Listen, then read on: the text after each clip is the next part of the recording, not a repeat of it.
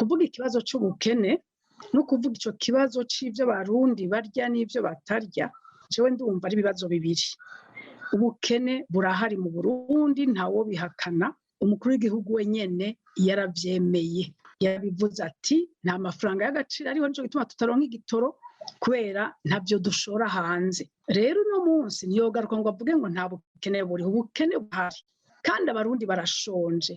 Iyo umukuru w'igihugu rero aciye avuga ngo abarundi ntibarasonza ntibarakena, kuko iyo barakenye baba bemera bakarya ibifyera, bakarya imisa, bakarya n'ibindi bibo byose nk'ivyo, ngira ngo tuzohava tuvuga n'ibinyabwoya n'isazi byose.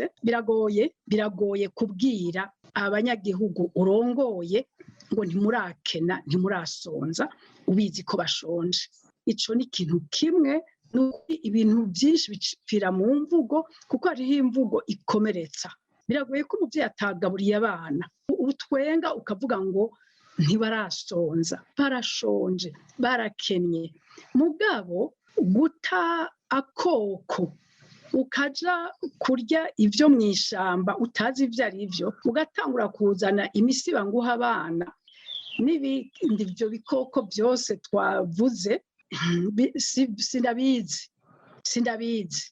Biragoye guhindura ngo abantu ngo batahora barya imisi bace bayirya uyu munsi, abatahora barya iki bace bakirya, siko bigenda. Hariho ukuntu wakuze ubibona mu mugenzo w'iwanyu, niko bimeze iwacu iki ntibakirya. Hariya muri Kongo hariho ivyo bosanga i Burundi turya nabo batabirya, nabo bazungu hari ibintu basanga turya iwacu nabo batabirya. Ni ibisanzwe ko bagira ivyo barya twebwe tutarya, nibisanzwe cane. Mugabo byose hamwe, mbega ico tugirira neza n'ikihe, ico dufasha n'ikihe, ico duteza imbere n'ikihe? Nico gikenewe ko abari hejuru y'igihugu bamenya, bakarondera kandi bakacigisha abanyagihugu kugira ngo babakurikire.